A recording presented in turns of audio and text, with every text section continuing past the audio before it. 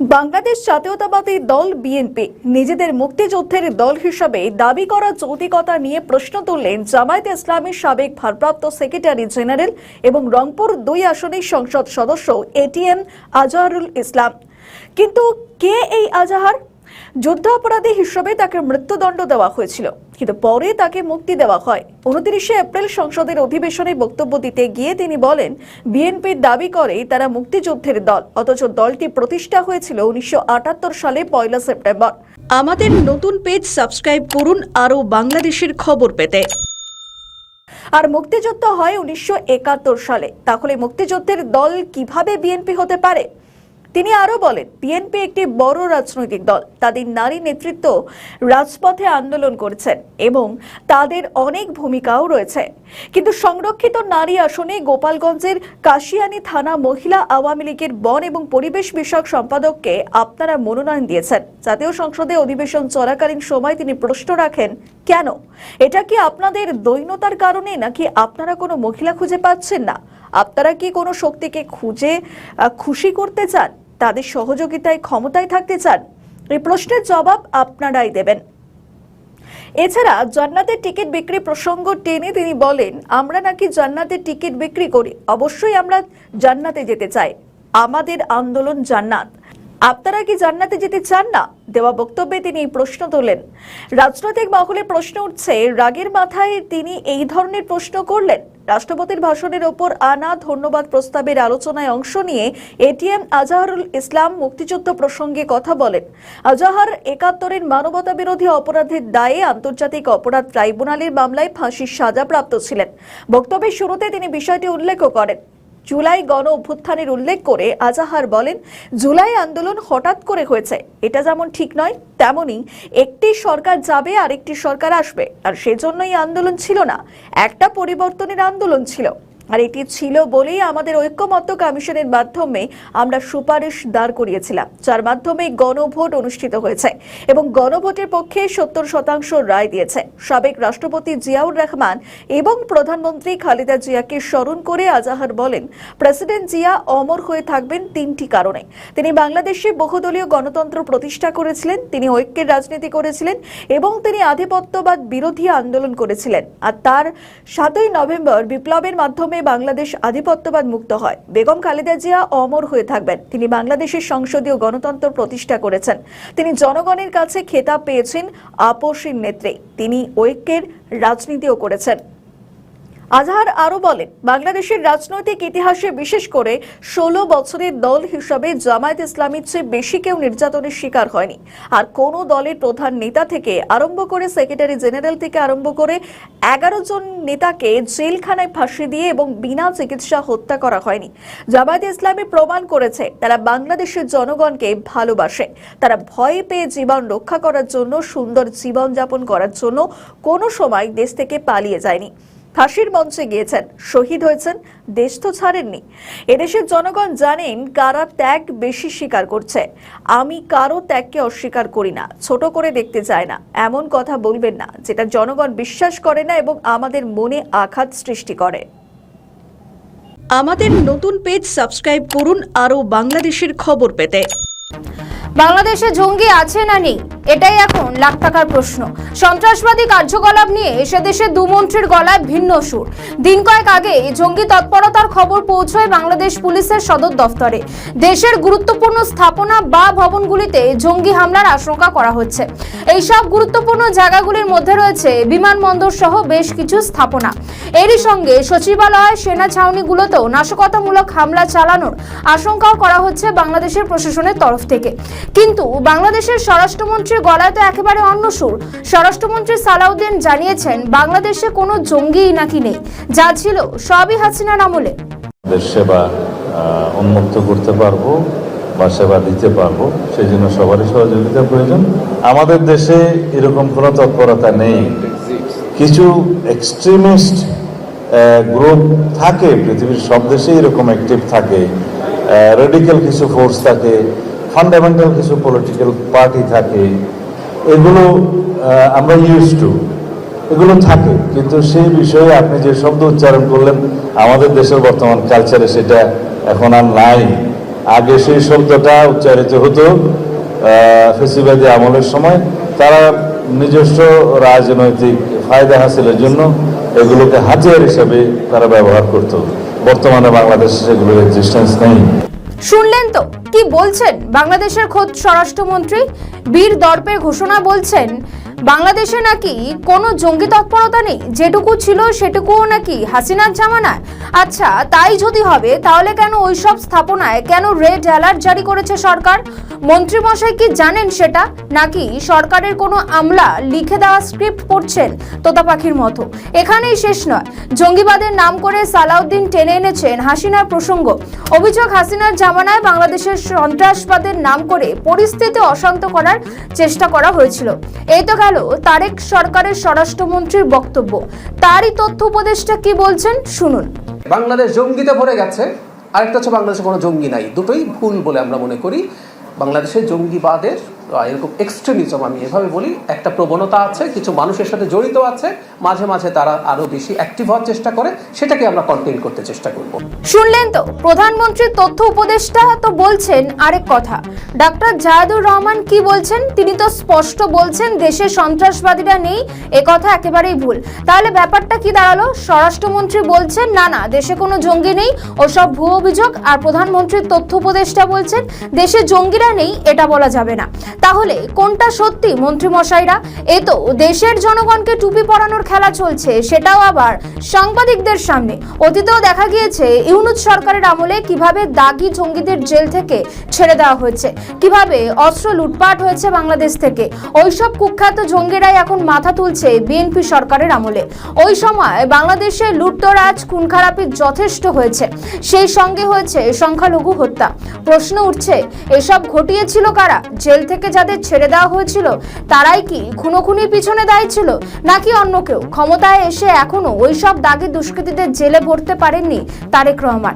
উদ্ধার করা যায়নি বিপুল আগ্নেয়াস্ত্র এবং কার্তুজও। আর এসবের মধ্যে নতুন করে জঙ্গি সক্রিয়তা দেখা যাচ্ছে বাংলাদেশে। দেশের সন্ত্রাসবাদদের শেষ করতে বড় ভূমিকা নিয়েছিলেন হাসিনা। তার জামানায় বাংলাদেশে জঙ্গিরা মাথা তুলল, ধারাবাহিকভাবে জিহাদিদের নিকেশ করার অভিযানও চলেছে। সে সময় সীমান্তবর্তী অঞ্চলে ভারত বিরোধী শক্তিকে দমিয়ে রেখেছিলেন হাসিনা। কিন্তু সেই তৎপরতা এখন কোথায়? বিএনপির দুই মন্ত্রী বলছেন দুরকম কথা। একজন বলছেন দেশের সন্ত্রাসবাদীরা নেই, আরেকজন বলছেন জঙ্গিরা এখনো নির্মূল হয়নি। তবে কোন দাবিটা ঠিক? জঙ্গিরা কি একেবারেই নেই? তাহলে কেন চরম সতর্কতা? কি উত্তর দেবে প্রশাসনের? বাংলাদেশের সঙ্গে ভারতের সম্পর্ক কোন দিকে বাঁক নিচ্ছে? শোনা যাচ্ছে বন্ধুত্ব রয়েছে এমন 11টি দেশকে নিয়ে সামরিক মহড়ার প্রস্তুতি নিচ্ছে ভারত, কিন্তু এই তালিকায় নেই বাংলাদেশ। শুনতে অবাক লাগলেও এটাই সত্যি। বন্ধুত্বপূর্ণ 11 প্রতিবেশী দেশের সঙ্গে ভারতের সামরিক বাহিনী এই প্রথমবারের মতো যৌথ সামরিক মহড়ার আয়োজন করেছে।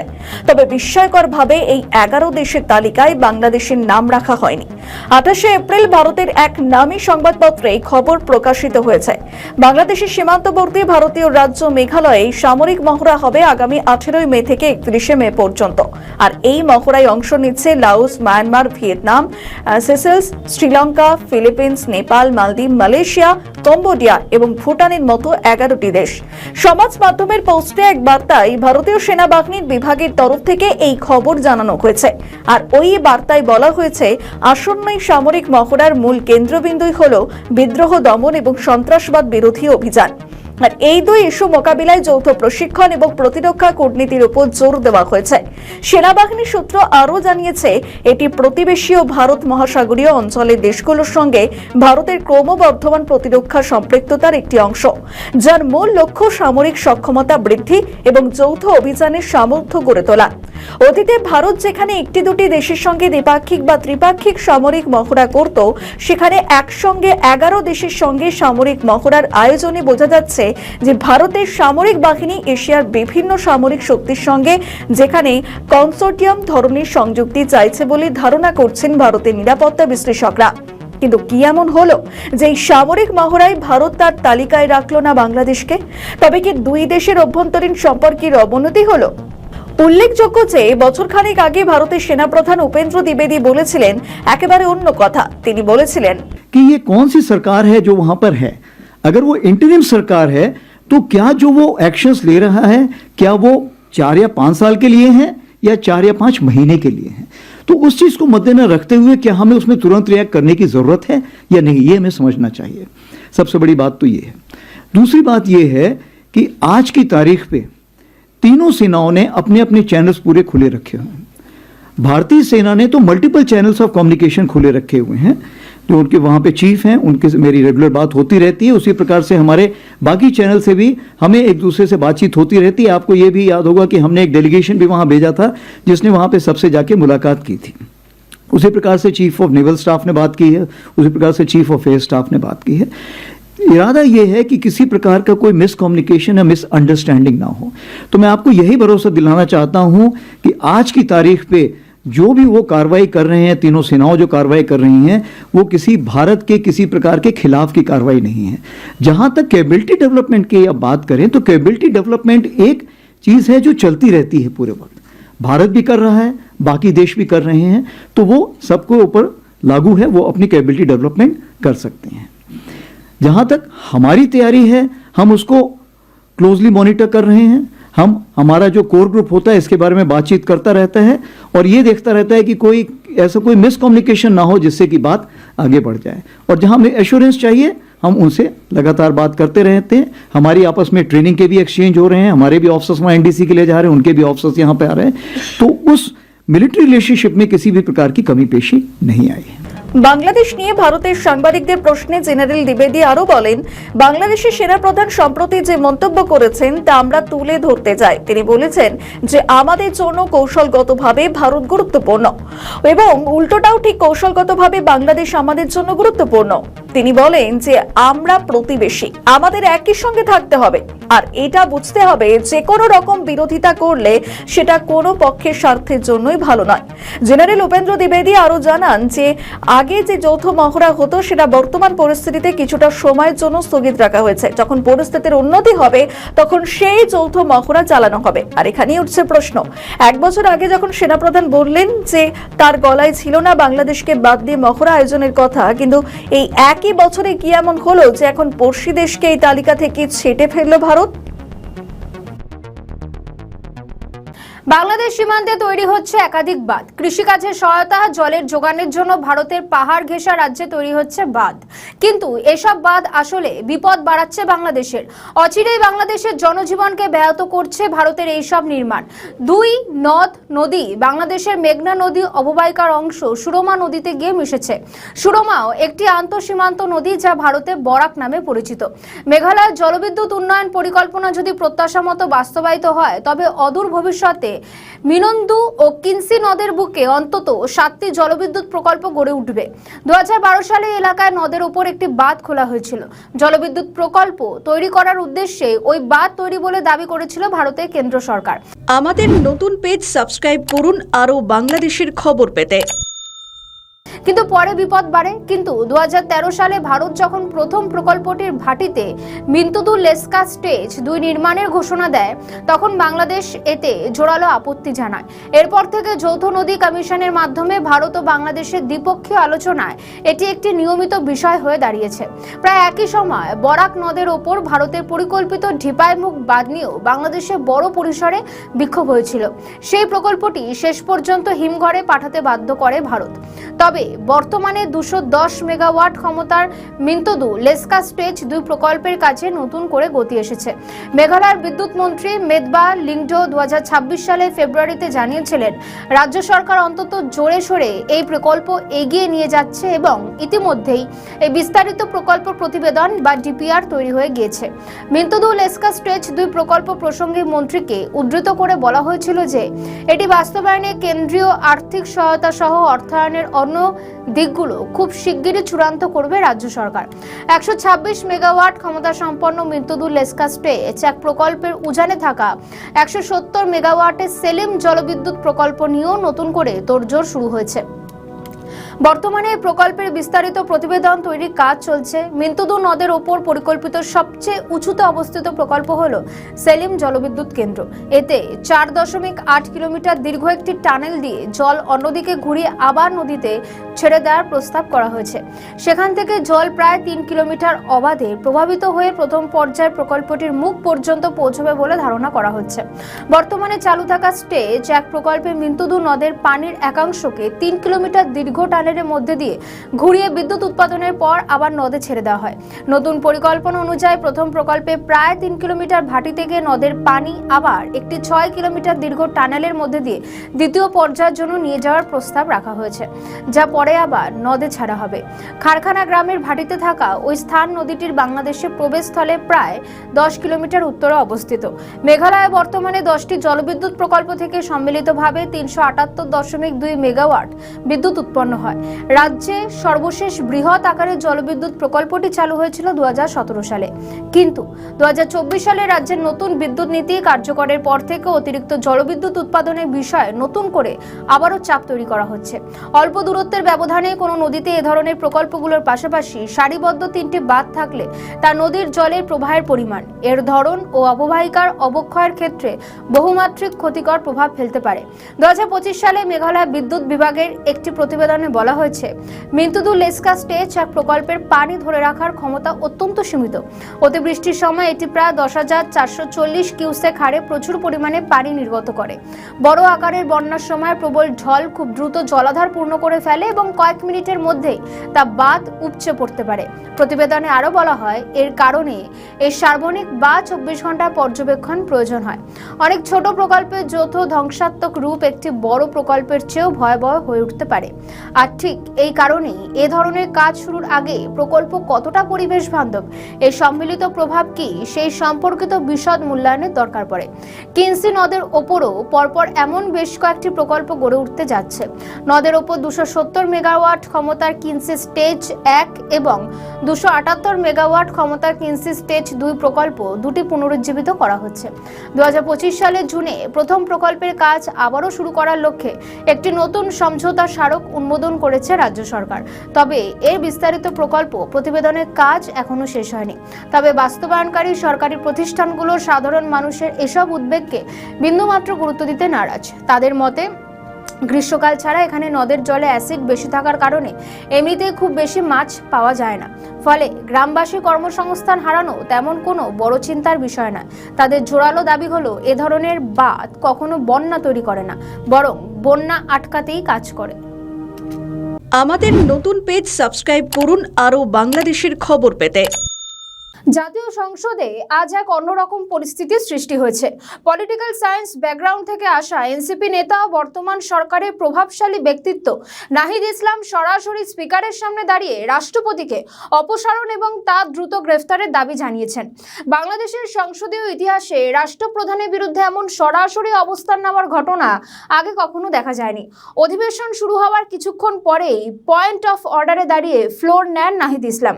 আমাদের নতুন পেজ সাবস্ক্রাইব করুন আরও বাংলাদেশের খবর পেতে। কটাক্ষের সুরে তিনি রাষ্ট্রপতি নিরপেক্ষতা নিয়ে কার্যত প্রশ্ন তুলে দেন। স্পিকারের উদ্দেশ্যে তিনি বলেন, মাননীয় স্পিকার পদে বসে সংবিধান রক্ষা করার কথা, সেই পদ থেকে যদি কেউ আকাঙ্ক্ষার পরিপন্থী কাজ হয় তবে তা জাতি সহজে মেনে নেবে না। রাষ্ট্রপতির সাম্প্রতিক কিছু সিদ্ধান্ত ও বক্তব্যকে সংবিধানের সঙ্গে সাংঘর্ষিক বলে উল্লেখ করা হয়েছে। সংসদের আলোচনায় অংশ নিয়ে নাহিদ ইসলাম বলেন, রাষ্ট্রপতির বক্তব্য আমি শুনিনি, পড়িওনি। সেই বক্তব্য এবং বক্তব্য দেওয়ার সুযোগকে আমরা প্রত্যাখ্যান করেছি। আমরা স্পষ্টভাবে বলেছি, এই রাষ্ট্রপতির অপসারণ প্রয়োজন, তাকে গ্রেফতার করা প্রয়োজন। যে অভিযোগ নাহিদ তুলেছেন তা তদন্ত করা হবে। বক্তব্যের শুরুতেই নাহিদ ইসলাম স্পিকারের উদ্দেশ্যে জাতিকে বলেন, যে রাষ্ট্রের সর্বোচ্চ পদে আসীন ব্যক্তি ক্ষমতার অপব্যবহার করছেন তার প্রধান অভিযোগগুলি হলো জিয়াউর রহমান ও তারেক রহমানকে নিয়ে কটূক্তি। নাহিদ ইসলাম বলেন, রাষ্ট্রপতি পরিকল্পিতভাবে রাষ্ট্রপতি জিয়াউর রহমান এবং বিএনপির ভারপ্রাপ্ত চেয়ারম্যান তারেক রহমানকে ভিত্তিহীন এবং মানহানিকর মন্তব্য করেছেন, যা দেশের মানুষের কাছে আবেগে আঘাত এনেছে। বক্তব্যের সবথেকে বিস্ফোরক মন্তব্য ছিল রাষ্ট্রপতির বিরুদ্ধে আওয়ামী লীগের মেগা দুর্নীতিকে ধামাচাপা দেওয়ার অভিযোগ। নাহিদ ইসলাম দাবি করেন, রাষ্ট্রপতি কিছু ফাইল আটকে রেখে সাবেক সরকারের দুর্নীতিবাজদের সুরক্ষা দিচ্ছেন। রাষ্ট্রপতির বিরুদ্ধে আর্থিক অনিয়মের অভিযোগ তুলে নাহিদ ইসলাম বলেন, দুর্নীতিবাজদের হয়ে যিনি কাজ করেন তিনি রাষ্ট্রের অভিভাবক হতে পারেন না। অনেক সদস্য দাঁড়িয়ে নাহিদের এই বক্তব্যকে কার্যত সমর্থন জানিয়েছেন। পরিস্থিতি কার্যত উত্তপ্ত হলে স্পিকার শান্ত থাকার আহ্বান জানান প্রত্যেককে। স্পিকার বলে, নাহিদ ইসলাম যে অভিযোগগুলি এনেছেন অত্যন্ত গুরুতর। রাষ্ট্রপতির বিরুদ্ধে কোনো ব্যবস্থা নিতে হলে তার সাংবিধানিক প্রক্রিয়ার মাধ্যমে হতে হবে, ধৈর্য ধরতে হবে, দুর্নীতির তদন্ত করতে হবে, তবেই গিয়ে কোনো স্টেপ নেওয়া যাবে, এমনটাই জানিয়েছেন স্পিকার। মুক্তিযুদ্ধকে জাতীয় ঐক্যের ভিত্তি হিসেবে উল্লেখ করে তিনি বলেন, মুক্তিযুদ্ধ আমাদের ফাউন্ডেশন, এ নিয়ে বিতর্কের কোনো সুযোগ নেই। তবে মুক্তিযুদ্ধের নামে লুটপাট ও ফ্যাসিবাদ কায়েমের বিষয়টিও ভোলা যাবে না। জুলাই গণ অভ্যুত্থান ছিল মূলত মুক্তিযুদ্ধেরই নবায়ন। তারেক রহমানের সরকার আসার পর থেকে একের পর এক ঘটনা বহুল ওপার বাংলা বলা যেতে পারে। রাজপথ থেকে সংসদ রীতিমতন উত্তপ্ত। তারেক রহমান কিভাবে সবটা সামাল দেবেন এখন সেটাই দেখার। পাশাপাশি নাহিদ ইসলাম যে রাষ্ট্রপতির বিরুদ্ধে যে অভিযোগ তুলেছেন সেটার জন্য কি তাকে মাসুল গুনতে হবে, সেটাই এখন দেখার। কোন দিকে এগোয় জল, নজর থাকবে। আমাদের ভিডিও ভালো লাগলে লাইক ও শেয়ার করুন, কমেন্ট সেকশনে আপনাদের মতামত জানান। আরও ভিডিও পেতে আমাদের চ্যানেলটিকে সাবস্ক্রাইব করুন এবং প্রতি মুহূর্তে খবরের আপডেট পেতে প্রেস করুন বেল আইকন।